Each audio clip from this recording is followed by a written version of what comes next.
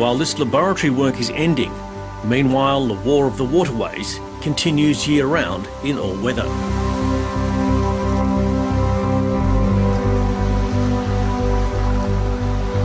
Here in Tasmania's Central Highlands, carp were first detected in 1995. They'd probably arrived a few years earlier in the form of live bait being used by trout fishermen. It has taken almost 2 decades of sustained effort, but at last Lake Crescent seems to be free of the pest. The lake that's 24 square kilometres, it's a big lake, and I don't know of anywhere where they've been successfully removed and environmentally safely removed as they have been in Lake Crescent. Work continues on nearby Lake Sorell. We have a really good knowledge of the behaviour of carp in our Tasmanian situation now, so certainly containment was top priority. Fishing them down to a low population was really, really important, but then trying to develop other methods. So we do spawning protection, so we've blocked off a whole range of marshes in Lake Sorell where they prefer to spawn in the springtime. So we have this spawning sabotage method where when they're trying to run in, they run into our traps. In the meantime, this time of year, we're trying to target them out in deep water where they push when it's too cold for them. The lake was frozen over yesterday, so the carp were going out to the deeper water and we were targeting them out there. The radio tracking that we use, we implant large carp with radio transmitters and follow them around the lake. That's been very, very important to us over a long period of time. There's not one sort of single method that's a silver bullet, but if you combine them all together, and the more bullets you can get in your armoury, the better chance you've got of beating them. At Deniliquin in southern New South Wales, beating carp, quite literally, is turning a feral resource into a valuable organic fertiliser. So Ian, this is the raw product?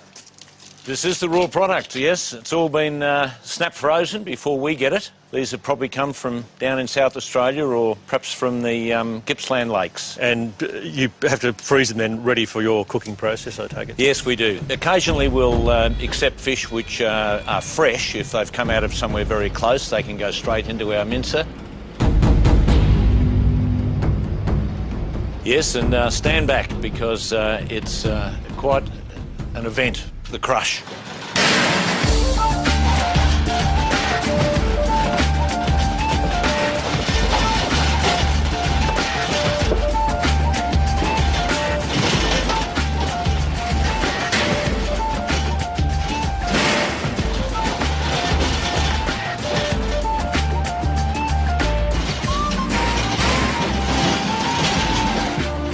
It's a very low heat cooking process because we don't want to lose nitrogen, because nitrogen's so important to the effectiveness of our product. So the low heat method is used, and then it's spun through the centrifuge to get those particles out that we certainly don't want blocking boom spray jets and other people's hand spray jets. In spring, the expected explosion in carp numbers across southern Australia will see them re-inhabit old haunts and inhabit new ones. Ian Fuller is expanding his factory to cope with the expected larger catches. The company plans to soon be able to use every part of the fish, and it recently began exporting products to the Middle East. Fertiliser is one of the few viable uses for this destructive fish. The way they feed, they work like vacuum cleaners. They suck the mud and then squirt it back out again, and that's what they take in for their own nutrient, and that creates this turbidity in the water. It undermines banks. It lets less light in, so you get less nutrients available for native fish, and it's a downhill spiral. The prolonged Eastern Australian drought helped native fish, better adapted to such extreme climate cycles, bounce back. But here again, the carp hold the upper hand.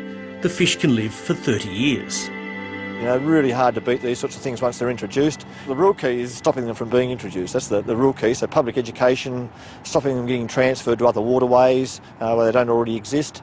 Because once they're there, they're very difficult to control, as you can sort of see from the Tasmanian situation. So hopes of a biological answer now ride on the koi herpes virus. Looking to use it in places like breeding grounds of carp, for example. Carp also aggregate in especially cold water, so that might be another potential site. And then other people are looking at ways of artificially inducing aggregation of carp. Meanwhile, Dr. Ron Thresher has learnt to be patient and philosophical. It is important in the sense that would be a world first trial to use recombinant technology to control a pest, that we do it right. So we want to walk very slowly on this exercise.